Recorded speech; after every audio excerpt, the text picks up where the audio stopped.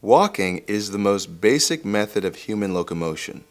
We spend most of our lives doing it, and yet we never learned how to do it properly. What's worse, we're doing more damage to our bodies over time the more we walk incorrectly.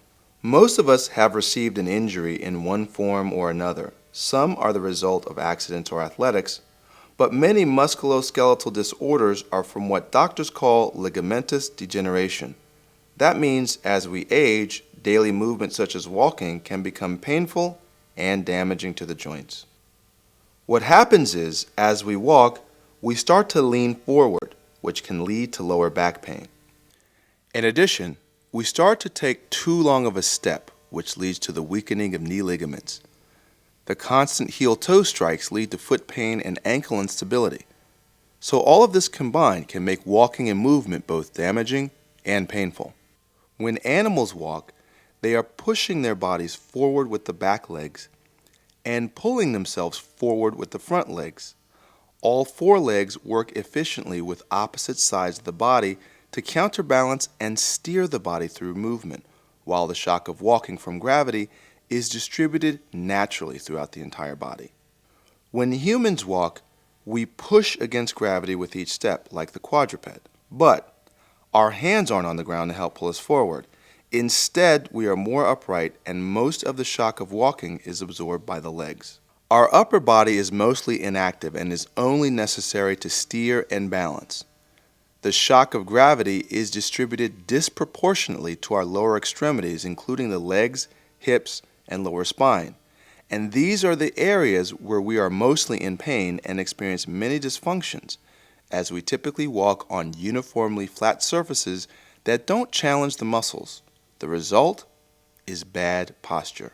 But wait, it gets worse. Animals don't have binding footwear that restricts muscular activation, circulation, and movement. We humans do. Most shoes are classified as having a positive heel in that the heel is lifted slightly higher than the toes. The way we walk in shoes with a positive heel is to strike the heel down first and let the front foot fall. This foot scan from the New York College of Podiatric Medicine shows how much pressure on the heel we experience in positive heel shoes. See the red marks at the heel? That means maximum force is hitting the joints when walking and standing wearing this type of shoe. Most athletic footwear today is constructed with a positive heel. The raised heel is to absorb ground forces at heel strike when walking or running. Yet, this positive heel construction does little to minimize the impact to the joints and lower back in everyday movement. When running in positive heel shoes, even the top models can't diminish the impact on the joints. The heel hits first at a maximum impact. The force travels up to the knee. The body is forward leaning, which transfers the force further up the hip to the lower back. This foot scan shows the red mark at heel strike. Ouch! This means our joints are being damaged with each step in top training shoes like this Nike Free. Unless we adapt a new way of walking and alternate our footwear, we will end up doing more damage to our bodies over time. Now listen to this. Hear that? That's what's happening when you run, which is why many runners experience knee pain and muscle strain. Comfort footwear is rapidly becoming the fastest growing market in the footwear industry. One reason? We are all walking in pain. One aspect of comfort footwear has been inspired by this. This sandal is classified as an unstable shoe with a negative heel.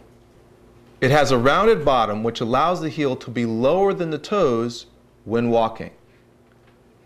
This is an actual Maasai sandal from Kenya, and if you notice, it's made of a tire, and a tire is round.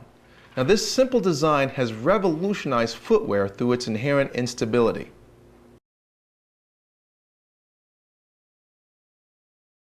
Shoes with midfoot contact and rounded soles allow the foot to achieve a more natural movement, as if walking barefoot on natural, uneven surfaces. This is me and my bare feet. Notice any red marks? This is because my weight is evenly distributed doing a standing exercise called the Dyna Twist. This is me standing in my unstable footwear doing the same exercise. Still, no red marks. I'm placing less stress on my feet and joints standing and walking as nature intended. Unstable footwear can help train your muscles so no matter what shoes you're wearing, you're making your body healthier. In unstable footwear, the body is allowed to be more upright as muscles are more active. Plus, the body is more relaxed as it achieves a more natural walking pattern. Under these circumstances, the body can actually walk for longer periods of time and experience less stress.